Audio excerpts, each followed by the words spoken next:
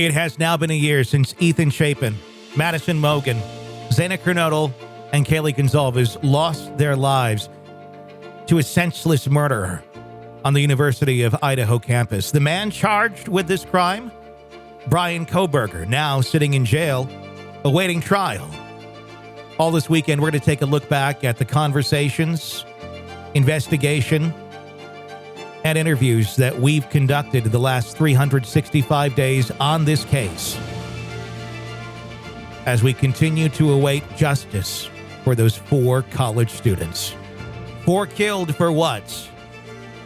The case against Kohberger. The story all weekend here on the Hidden Killers podcast. This is the examination of the hidden human condition. You're listening to the Hidden Killers podcast. This is the Hidden Killers podcast with Tony Brueski. We are talking with Hidden Killers contributor and former FBI Special Agent Robin Dreeke right now, discussing the case against Bryan Kohberger and some interesting developments that we've been hearing about his past. Kohberger kicked out of high school police classes after girls complained. That's according to a former administrator who couldn't go into all of the details because of student confidentiality laws. But it continues to show us more of the same as we try to piece together this individual's personality, does it not? Yeah, no doubt. You know, we talked about this at the very beginning of this case, and that is with every case, with every human being, we have an arc of life. And that arc of life is forged early on. Our genetics and biology give us what we're born with. And then our upbringing, our nurture part takes over. Mm-hmm. And from those early years, it kind of forms a behavior pattern of things to expect, of how we make decisions and things that we're attracted to and things that we try to do in our lives. And early on, I remember probably one of the first things I ever did and looked at was writings he had done as a teenager. At least I assumed it was him. Yep. On one of these websites and text messages he was sending and stuff and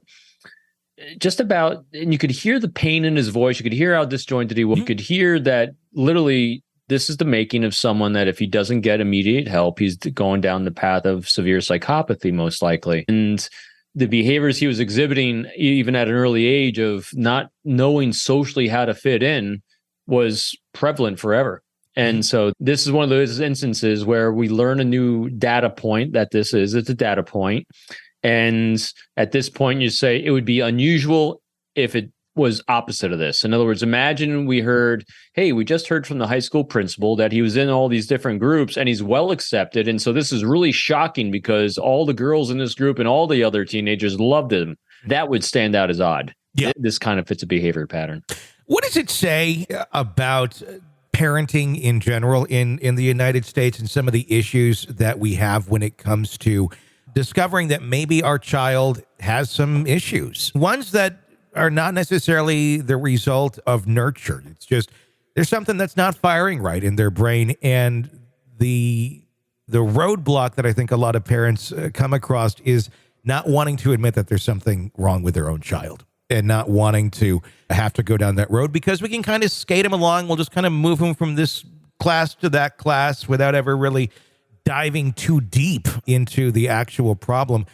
Is that in itself a big problem that we have here, where we get so many people that are undiagnosed with anything, never really quite treated? Well, at the same point, we certainly do have people who can be overdiagnosed as well in our country and overtreated. But it seems that sometimes the ones who really need it most, you have the issues where mom and dad, who are the parental figures when he was younger, just maybe didn't want to think, our little boy's different than the others. Yeah, this one's a really tough one too, because when you see, or, again, we have a 30,000-foot optic looking at Kohberger's parents and his dad interacting with him. I got a lot of compassion for the parents in this one. Sure. And that might make people angry as well. And I apologize for that. But from the optic that we've seen, when you do the thought experiment and you look at, so remove that he's been accused of murder, and you look at a troubled teen that it appears, the parents were involved in trying to do things, and he seemed aware that he was having issues as well. Yeah. And whether he got help or not, don't know. We know he had a drug addiction problem for a while. And as a parent, place yourself in that parent role. Your heart's broken that your little boy is struggling so severely. He's now addicted to drugs. And all of a sudden, he's not. It's like he gets clean, he gets healthy, he's sober, and he's now making something of his life. He's going to college, he's doing all these things. And so it seems like his parents, just because his father comes cross country to drive him back from his PhD studies on Thanksgiving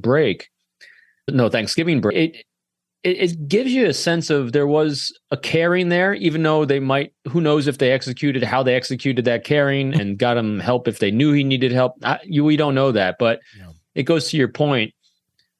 At what point does someone do something, not do something? When it comes to the type of diseases of the brain and malformations and chemical imbalances and all those things that are the nature part that you can't control, at what point do you do something or say something? It's a rough call. And what do you do? I'm not in any way questioning the concern of the parents. I think they were very concerned. I think that they almost were putting up too many possibly bumpers or safety nets, if you will. I mean, we have the account that the father went and talked to a neighbor. Hey, my son, and I'm paraphrasing, he kind of has a hard time making friends. Just hang out with him if you get a chance. And he's an adult. I mean, Kohberger's in his late 20s, and dad is saying this to the neighbor. So they seem to be very aware of this and wanted to help and wanted to try and keep him going. And I'm sure the last thing in anyone's mind, especially the parents, is that, if I don't give him this bumper, he's going to go and murder 4 people, allegedly. Yeah. But you certainly know there's something there. But I guess that is the question. And maybe that's the problem that we have. There aren't a lot of resources for a parent in that sort of a situation where it's like, I'm just going to try and do my best. This seemed to work for, so-and-so. There isn't a clear direction when someone is dealing with that sort of a thing. Other than half the time in our country, it's just take this pill and pretend that you're better. Yeah, mental health still remains the problem. Yeah. There is no doubt. And especially if you look at serial killers, and it looks like this was probably if it was him or not, it's the first step in probably a career of attempting to do this. There's not that many. No. And so when you don't have that many, people have studied them, and they studied the crimes, they study the profiles and all those things. But from everything I've read, there's some stuff on recognizing it, but not a whole lot on preventing it. And therein lies the challenge. And that's not just with serial killers, obviously. It's with all chemical imbalances. It's interesting. I'm reading a book right now, Homo Deus. It's a sequel to a book called Sapiens. It's about the evolution of our species.